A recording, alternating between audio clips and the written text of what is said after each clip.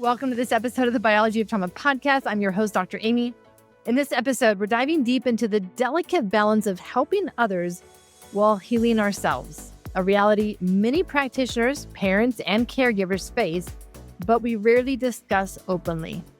And this episode was inspired by a question from Sarah, an addiction therapist in Portland, Oregon, who recently posted on LinkedIn asking me, I was diagnosed with an autoimmune condition last year, and some days I feel like I can barely get out of bed. How can I continue my therapy practice when my energy is so unpredictable? I will answer this important question at the end of our episode today because my guest, Helga Byrne, is ready and she shares her journey leaving a corporate job to become a therapist and navigating a decade-long battle with chronic Lyme disease while trying to build and maintain her practice. You'll learn the common identity challenges, the challenge to find practitioners who get it and can help, how to identify what gives you energy, changes you can make to your life, your practice, relationships, all to be able to navigate our own healing journey while we also help others. Let's dive in.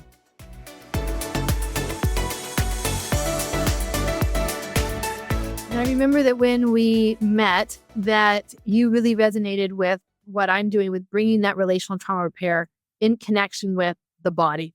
Yes. And our relationship with our body, but even more than that, the impact of these early relational ruptures and the small T traumas and the big T traumas on our body and the development of chronic health symptoms, conditions, and many diagnoses. Tell me more of why that really resonated with you. I think in large part because of my own experience with chronic Lyme disease, and I was thinking about sort of the intercomplexities of trauma, right? Like we all know the ACEs study, and that people who have experienced trauma in childhood tend to have, or you increase your possibility of having a chronic illness later in life. And then if you get that chronic illness, like I did, you then experience all kinds of other trauma on top of it, medical trauma as a result of it, financial trauma, like sort of this gut survival fear.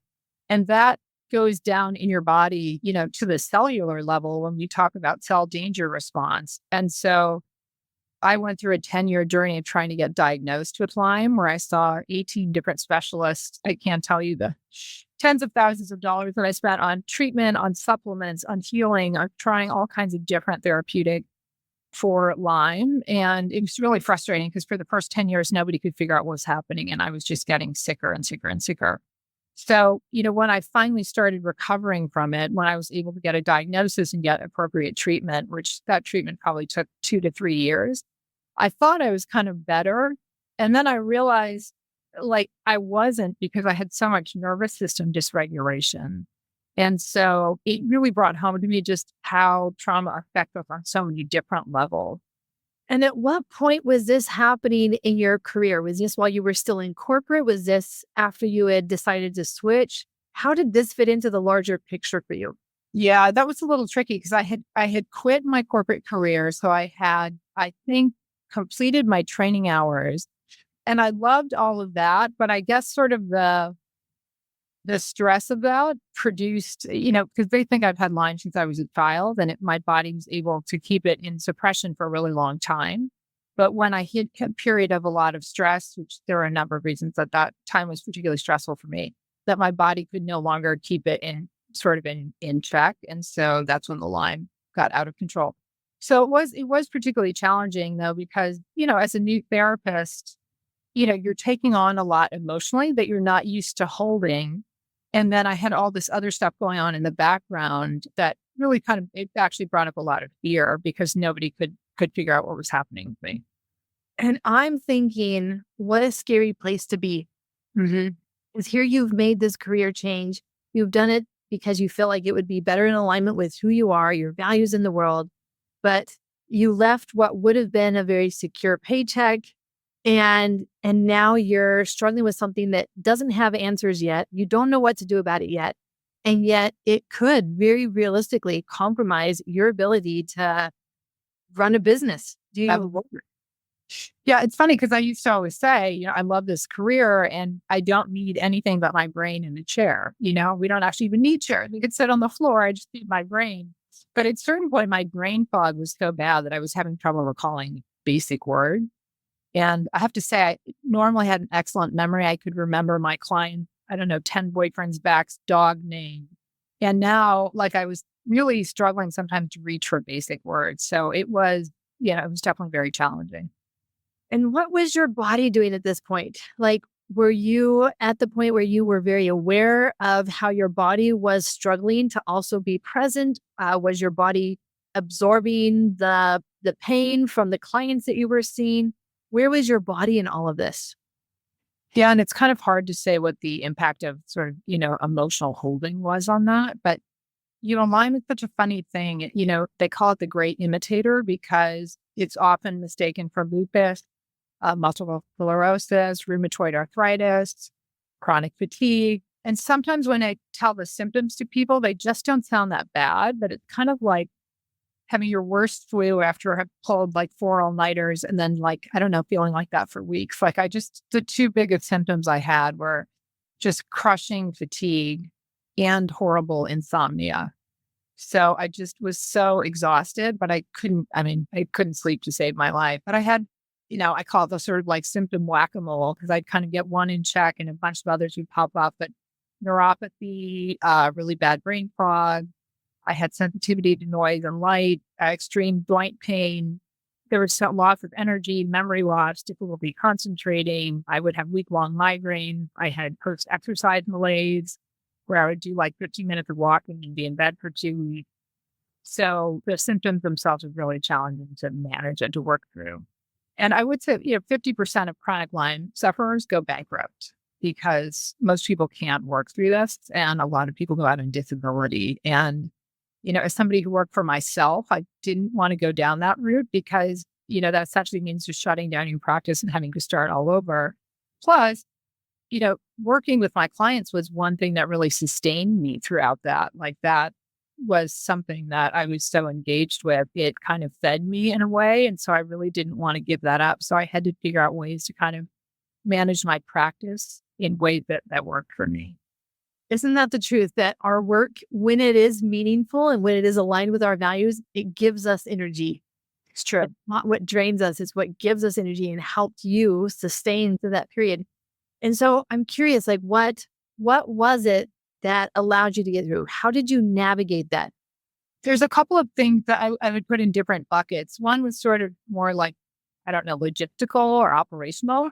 Like I realized that when you're the product, like that was sort of a lot of pressure. And so one thing was to create different revenue streams.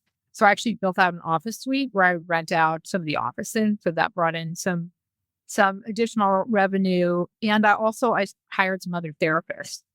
So where I would spend time supervising them and managing them, but I wasn't doing all of the work myself. So, that allowed me to reduce my caseload a little bit, which was helpful. And then I would say some of the other things were really internal paradigm shifts. One of the biggest shifts for me was, I don't know if I mentioned this, I went to see 18 different specialists over the course of a decade trying to get a diagnosis. And I kept thinking for a long time, when I get to the next doctor, this will be it, and they'll fix it and I'll be fine. And then I realized that attitude was really not helpful. Like it just was putting me on an emotional roller coaster all the time. And so I think a lot about acceptance, and I think about it in two ways. One was accepting on a sort of meta level, okay, this is what I have, and I may never get rid of this. And if I can get an acceptance around it, it's going to be a lot easier to manage, which once I was able to make that shift internally, things got a lot easier. And then also I think about acceptance, sometimes in the same way that I say to my clients, right? Like a lot of times we have emotions we don't want to feel. We spend all the time and energy trying to keep them at bay and push them away. We're actually needing them as the softer, easier path. And so I thought about that with this disease, right? I kept trying to think like, oh, when this goes away, my life will go back to what it was. That wasn't really helping me, in some ways it's keeping me stuck. And so actually kind of leaning into it in a weird way was actually more productive. You raised such a good point that I often encounter in practitioners, especially where we're so used to pushing ourselves. We're so used to pushing through that's what we've done since we began our training. And probably before then, right? That's why we chose our training. But the energy that it takes to shove different emotions down, the amount of energy that it takes to distract ourselves, to avoid that, to keep pushing that down is more than what we know, which is why then when we're exhausted, when we're tired, and we have thought that the solution is, oh, I just need to continue to avoid those emotions. Actually, when we learn to be with them, it opens more energy that we then can use for our healing journey. Absolutely. Yeah. And there definitely was a parallel there in terms of accepting the illness more in the same way that you just talked about accepting emotion and sort of embracing them. That was important. I also think, identification, I just think is a very powerful tool for anybody. And sometimes the other thing about a chronic illness is that it's so isolating. And especially when you have an invisible illness that people can't see, can't understand, and that isn't well understood by Western medicine on top of it, right? So you're disbelieved all over the place by like the medical community that's supposed to be helping you, by family and friends. And so that, being invalidated and not believed, that in and of itself is very isolating. And then I simply didn't have the energy to engage in the kind of activities I did before. So, in order to go to work every day, I really would have to conserve a lot of my energy. And so just trying to identify with people, whether that was on social media, finding, Lyme influencers that I would follow, reading books about people who went through something similar and healed themselves. We're trying to find, live people I could connect to through friends, like anybody who had a chronic illness or Lyme. Yeah, I'm thinking back to your early comment about how working with your clients gave you energy, right? And provided a sense of meaning. And I hear you saying the same thing now. It's like you needed to make that choice of that is going to drain my energy. And I just don't have buffer. I don't have room for that person, that energy, that invalidation to take up my energy. Instead, I'm going to go to these other places where there is a sense that there's some understanding around this. And that is partly what also gives me energy. And I would say that reminds me too, one of the most important things, and I got this concept, I think, from social media or the internet, was the spoon theory. And I don't know if people talk about that anymore, but, normally I would be able to push myself and, you could push yourself one day and maybe rest the next day. The idea with this is you only have so many spoons of energy per day. And if you use them, they're gone, right? There's no more coming in. And so it took me a while to really grasp that concept and then really think through my day and think about how I wanted to allocate my spoons of energy. That was really helpful as well. By the time that someone develops symptoms and conditions to the degree that you had them, it really has to come down to the energy allocation, energy management. Yeah. And yet that's what we all do. We just don't realize that that's what we're doing until we are faced with a chronic condition like this. And we are forced to make that be a conscious decision. And there's, some value in being able to recognize the way in which we're making decisions, subconscious usually, but now at a conscious level. Because I think that this has probably influenced how you work with clients. And since you work with clients who are also struggling with a physical health condition, where you understand the energy management piece, that it's so crucial to their well-being and their ability to get through a difficult period of time. Yeah, that's very true. I mean, I think there's a lot of ways in which it's impacted how I connect with my clients. I mean, certainly the idea of somebody really feeling seen and felt in therapy. And I think some of that comes out of, not being believed about having Lyme. But it is interesting, as you pointed out, a lot of us kind of got in this field, right? Because we're probably used to pushing ourselves a lot. And if I didn't have a lot of grit, I certainly wouldn't have made it through 12 years of this. But on the other hand, sometimes that wasn't what was called for. And what was called for was really taking a step back. And so now I think I talk to my clients a lot more about what I refer to as resource boundary, like how do you place boundaries around your time and energy so that you're not completely depleted, and particularly for women. It's so easy for us to go there, right? Taking care of everyone else, taking responsibilities on to make sure that everything gets done. And then we deplete our resources without having realized that we have depleted them. Right. And so, such a valuable skill for people to learn how to manage their resources and seeing time and energy as being some of their most important resources. Yeah. I mean, it got pretty scary for me. Like, I don't pretend to be a great athlete, but, I went from being able to run a couple marathons to not being able to run, not really being able to walk, to it was just too taxing to stand up after a while. Like, I was getting to the point where I was going to be bedridden was the next step. So, I describe it sometimes like if you had like a burner, like a furnace in your gut that like kept you going. Mine was just like going, the embers were down. I was about to go out. And so it really did a lot come down to energy and how to manage the little energy that I did have. So, as we're talking to individuals, many individuals around the country, this, many individuals have some of these hidden conditions that are experiencing everything that you experience with the invalidation from medical colleagues to friends who don't believe them. Right. And they're struggling and they're looking for ways to get through, not even knowing yet what's wrong. What words of advice would you have for that self-help individual? Yeah. Still in that place? I know, because there are so many, I mean, both men and women, but particularly as an epidemic for women, of women experiencing these sort of chronic illnesses that have sort of murky etiology and a murky treatment, whether that's sort of IBS or fibromyalgia, chronic fatigue, and a lot of these things that are invisible on top of everything else. I would say probably the number one thing is to seek community. I wish I had been more adept at social media at the time. I just don't know if I was just too tired and didn't have enough energy. But like if I had been connected to some of the resources that I'm connected with now, it would have been really helpful. I think, even if you're not doing it in person, just having that connection of some sort of community, I mean, it provides so many things like opportunities for, which are sometimes non-existent, for socialization, the identification piece that we talked about that's really powerful in terms of healing and growth and support and knowledge. I was too tired at the time and my brain didn't work well enough to do the kind of research that I probably needed to be doing in order to get to the right treatment from the right doctors. And so joining some sort of community where other people were doing that and I could tap into that and not have to kind of recreate the wheel would have been really helpful. So I think with that, I also think talking to, people around you too about how they can support you.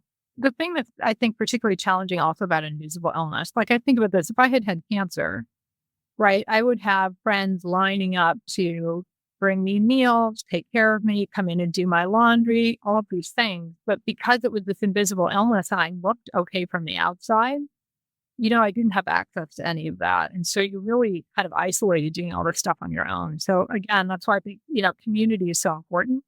And also, talking to people around you, if there are people who have the resources at the time are willing to help, maybe people can help you do that research or help you schedule the doctor's appointments or help with some of the things that become really just, managing your supplement schedule can be overwhelming. And so people who have access to their whole brain at the time, it's something that would be so much easier for them. And I can see how for many women, asking for help would be very hard. Yes, absolutely. Yep.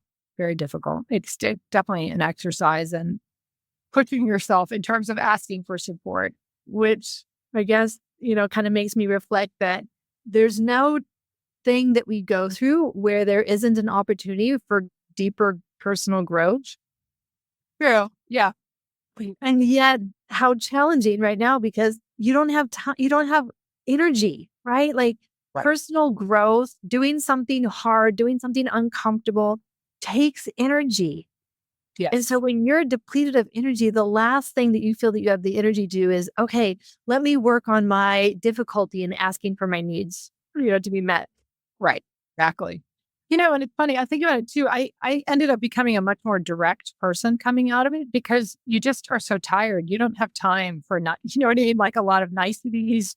It really is so much, you're really in survival mode. So it really came down to kind of like, I guess the energy preservation and all of that came down to kind of like getting to the shortest way to do something because I just couldn't spare the extra energy. So it's interesting in the way it can change how you interact with other people, and also could change your personality as well. Do you think that there are other reasons for which women seem to have more of these hidden illnesses than men? That's a good question. I think women, this is a broad generalization, but tend to multitask more. I'm not saying necessarily at work, but just in life in general, right? A lot of times women carry the burden of emotional labor in the family. Sometimes they carry the burden of childcare, even though, that can vary depending on what the setup and structure of the family is. There's a lot of pressure, I think, for women to excel both professionally, and then sometimes you have a home life that's also overwhelming. And I understand in this day and age, there's, most households are probably two parent earners. And so there's, that happens on both sides. But I think that plus the combination of just the sheer overstimulation that we get in the world these days, right? The amount of content that's coming at us, it's almost hard to kind of shut that out now. But I think the combination of all those things, like it's an overload on your body, right? Like as a whole, whether that's physically, mentally, or emotionally. And I think women do have a harder time sometimes asking for help or feeling like they deserve to receive support as well. Which it seems like it would create a environment or a state of the nervous system that would make these kinds of conditions more susceptible to them, where their nervous system kind of gets stuck when they get exposed to a toxin like Lyme or a virus or whatever it is. But it's that pre-existing state of the nervous system that really sets the stage. It's almost like it creates the home. And then when the toxin knocks on the door, the home has already been made for it. Right. Yes, exactly. And, in a case like Lyme, right, where you typically aren't getting one bacteria or infection, usually there's a host of co-infections. By the time I got diagnosed, I had 5 co-infections, Lyme, 2 parasites, Epstein-Barr, and a case of strep. Like it was just crazy, right? And I think about like the toxic load of that on my body and my nervous system. It is. Chronic illnesses are a way of your body saying, I've had enough. I can't do this. Yeah, I don't even have the energy to clear this out. Right. Exactly. It's just too many things at once. But the nervous system, I'm glad now that I think in trauma repair work, people are talking a lot about nervous system dysregulation, because that was a piece that I don't know, it took a long time for all the pieces to settle, like physically to feel better. And then to realize, wait a minute, the emotional and mental part, like that's still there and needs a lot of healing. And thankfully, there are programs out now that are brain retraining, somatic exercises. So I don't know, how prevalent any of that was 10 or 15 years ago. And it's been fascinating to see the research on this connection between trauma stored in the body and that nervous system dysregulation and the toxin burden. And it's direct correlation between trauma burden and toxin burden. Absolutely. Yeah, it's funny. You reminded me because I think I've blocked it out. I used to joke that I was on a food-free diet, right? Because I was on a soy-free, sugar-free, corn-free, gluten-free. Everything was free. I had to clean out all my toxins and my cleaners and my health and beauty product, which, it helped considerably. But we forget about that too, like what we ingest every day. And not just in terms of food, but other products that adds to that whole toxic overload in our system. And then circling back to your point about all the information that we're bombarded with every day. And is that information coming in a form that's driven by fear? It's also a toxin to our nervous system to constantly be surrounded by fear-driven messages. I know. I think about that because there is, there's a lot of fear mongering out there. Certainly generates a lot of clicks for media organization, but it's not really helpful for people. And the fact also that people can't turn off anymore, right? Like I remember when I worked at Tiffany, one of the executive there had taken his first 2-week vacation. And he found it so restorative that he made a rule that people in management above a certain level had to take 1 2-week vacation a year. Which is true, right? Because there is an ebb and flow to it where you kind of get to a point where you're really able to downshift. And if you leave yourself in that state long enough, your body will upshift out of it. But that doesn't happen in a week. But I think about now, like I talk about my clients, like nobody can turn off their phone when they go on vacation. And there isn't any place that people really have like a clean break, right? Where they're not overloaded with the stuff. I think the last time I had that was a trip to Bhutan where there was no internet anywhere except in your hotel, right? So you couldn't really check the internet unless it was the morning or evening. And it was really blissful to be able to have that kind of space to, not be pinged all the time and someone needing something. Yeah, it's the demands on us. And the demands on us take our energy. Even if it's not something that's happening right now, it's just like, well, I'm on call, right? That essence of like, I can't put away my phone because someone might need me. That Right. still takes our energy. Yes, a lot of it. Yeah. Mentally, you're not able to completely shut off and just say, this is the time that I'm going to rest. Well, it certainly aligns with the science of what we know that the body needs, where Yeah. the body needs times of activation, but then it needs those times of deep restoration.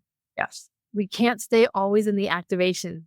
Yeah. And I don't know how many people like intentionally seek that out these days.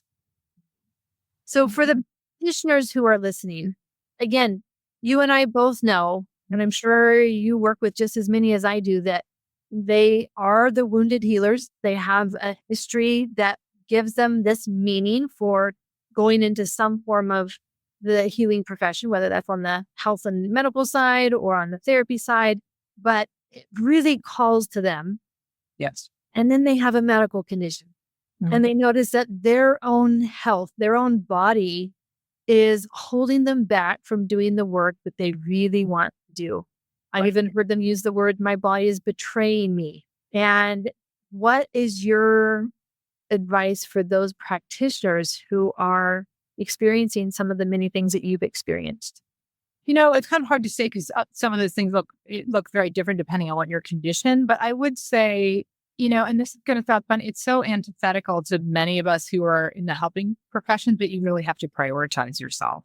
And I can feel I have a physical reaction when I see that. I'm like, oh, really? Do I need to? Like, that's just not in my nature. But, in order to be able to continue to be there for other people, there is no way to do that unless you really prioritize your health, your boundaries around your time and your energy. So I think really taking a step back and looking at things and thinking like, how do I need to organize my life? It depends. Sometimes these things develop so slowly over time, so incremental, you're just kind of in it. And so it's not like there's this switch that is flipped and you think, oh, okay, now I need to change things. So sometimes it really takes a lot to say, I need to take a step back and take a look overall at my life and realize, how can I take out the things that are energy drainers, whether those are people, whether they're particular tasks that you dread, ways that you are in your business, and looking at how do you reduce those. Conversely, obviously, trying to find out what are the things that feed me in this, that actually are things that I can do and that work for my body in the state they're in, and how do I increase my time and my attention toward those things. That I think is a big piece of it. You're really speaking to this idea that there's an idea that we have of this is what we should be doing. And that's what our business should look like.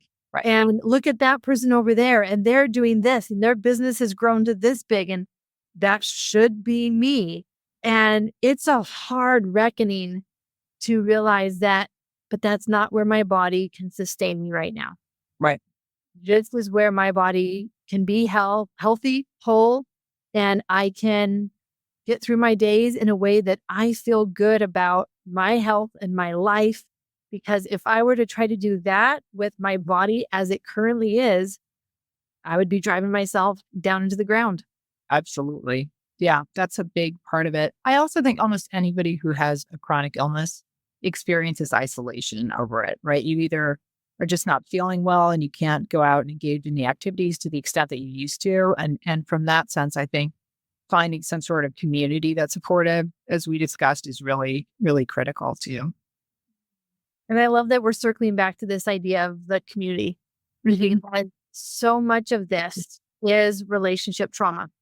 And no matter what your childhood is, we're not just talking about one's childhood now. We're also talking about their encounters with the medical field. Right. And that relationship trauma and the relationship trauma that can happen with their friends and their family. And there's no other way to heal relationship trauma other than relationships. Sure. So finding that community where you can get resourced is part of the healing journey. Yes. Yeah, absolutely. I was also thinking about the idea, just the trauma that comes from, depending on how severe your illness is, the sort of really guttural survival fear you can end up in, right? Where you're constantly in fight or flight. And as I mentioned, your brain is, your mind is, you really can be living in a state of fear about like, am I going to get through this? Is someone going to be able to figure out what's going on with me? Is there a treatment I'm going to find? Am I going to make it through this financially? Like, it's a lot of fear. And I feel like when you're in that survival mode, it crowds out any sort of extra space you have for inspiration, for spontaneity, for those kinds of things that make your life lighter. And I was thinking about, I did participate in sort of a brain retraining program for a while. And what was interesting to me was they had a really hard and fast rule that people were in there for all kinds of disorders, right? Everybody had a different health issue. You were not allowed to talk about your symptoms at all. Because what happens is people talk about their symptoms so much, it becomes this part of your identity. I am this illness. And so I thought that was a really radical shift for me to hear that was a rule for them. But it is really interesting because it kind of, doing that, it allows you to bring some things back into your life, right? Like a sense of play, a sense of inspiration, a sense of spontaneity, those kinds of things that got crowded out before, but that you really need in order to kind of heal and to feel better. And I would argue that that is so needed to get out of that identification, get out of the story, get out of the symptoms. And it really needs that reset to the present moment for just the mind, but for the body.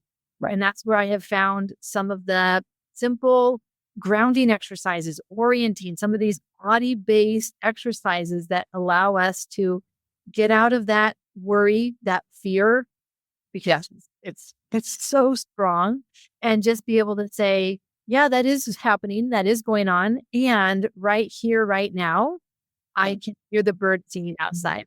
Yes. Right here, right now, I can smell my coffee brewing, right? Like those present moment ways in which we can bring our nervous system out of that constant fight or flight and into a sense of regulation, even if it is just for a moment. Yes. And I was thinking looping back to the question you had asked about practitioners. I think one thing I also admitted to talk about was processing grief, right? Like it depends on where you are in your cycle, or like your cycle of illness. Like if you just found out you had something, or just starting to experience symptoms, you may not have a lot of grief.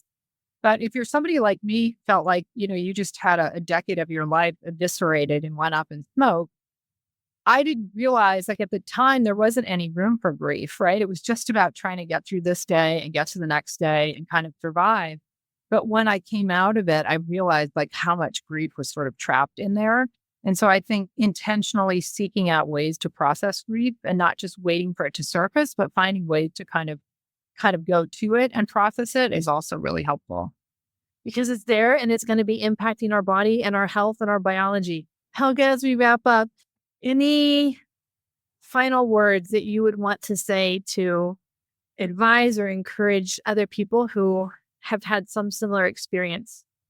It's funny because I always joke that if I write a book, the title would be called "But You Look Great," because I can't tell you how many times I said to people, "Oh, I'm going through this thing. It's like really devastating." They're like, "But you look great," right? Which I kind of appreciate, but also it kind of invalidates what you're going through. And I do think one of the things that come out of this the most, as I said, is just understanding the power of believing somebody else's experience. And I think that goes both ways, right? Like there were times where I almost doubted that I had Lyme disease, right? It was so disbelieved that I'd be like, am I making this up? So really kind of, validating yourself. And, that works from the outside in, where I found like it was much easier to validate my clients and to really kind of back them up in terms of their own experience. But yeah, just to going back to some of the themes that we talked about, I think finding support and where you can, like that sounds certainly like a statement of the obvious, but when you're in it, sometimes it's not, right? You're just so desperate to find answers. And sometimes, you don't think about, okay, what are ways where I can concretely ask for and receive more support?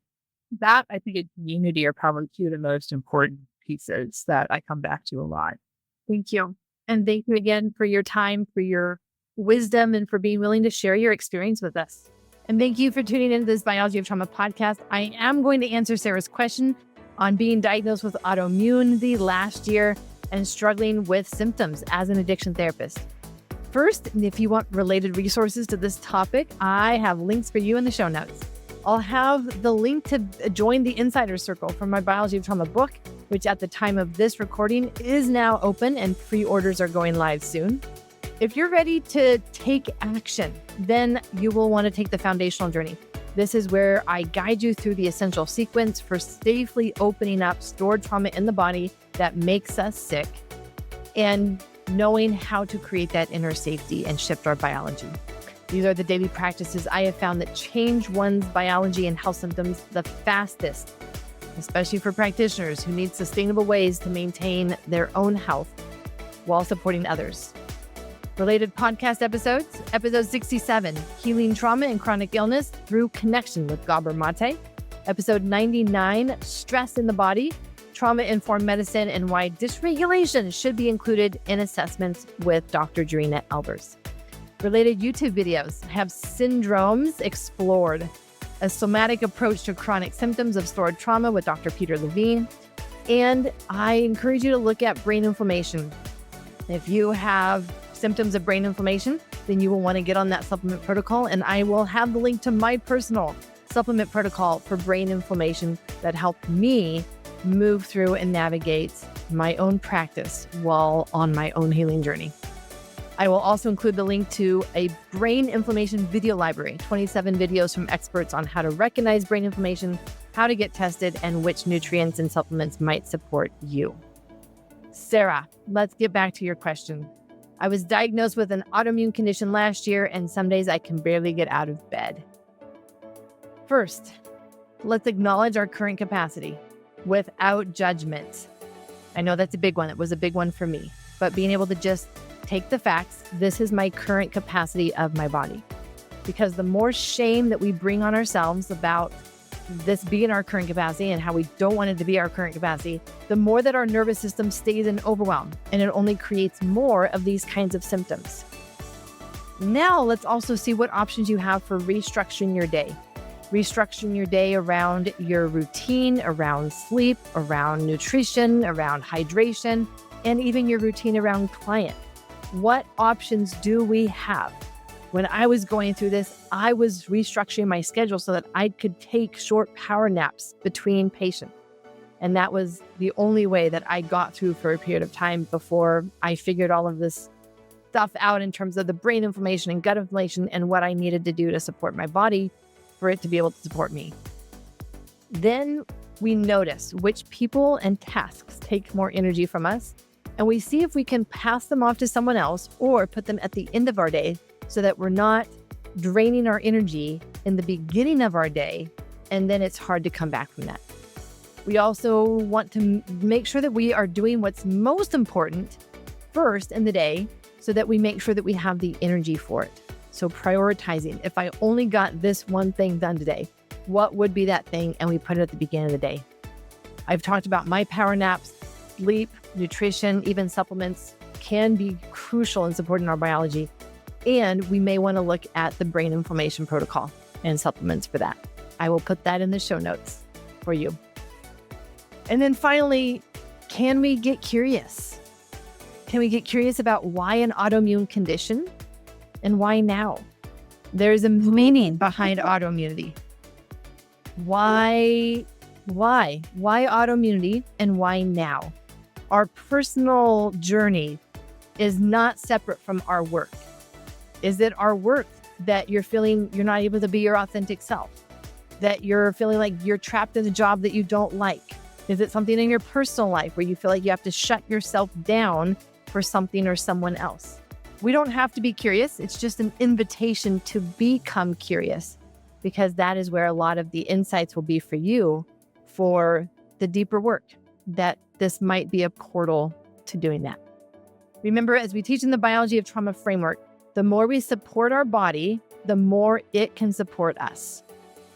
Your practice can evolve alongside your healing journey. You don't have to choose between them all the time. And they can flourish together as you find the right support and the structure for your body and your healing journey. And thank you for your question, Sarah. I'm here to save you time and money by bringing you practical information that will help you accelerate the healing journey. So please take a moment to subscribe, leave a review, because your feedback is how I know how to improve this podcast, bring you great content, and help others find information that can change their life as well. I'm your host, Dr. Aimie. Until next episode, lots of love.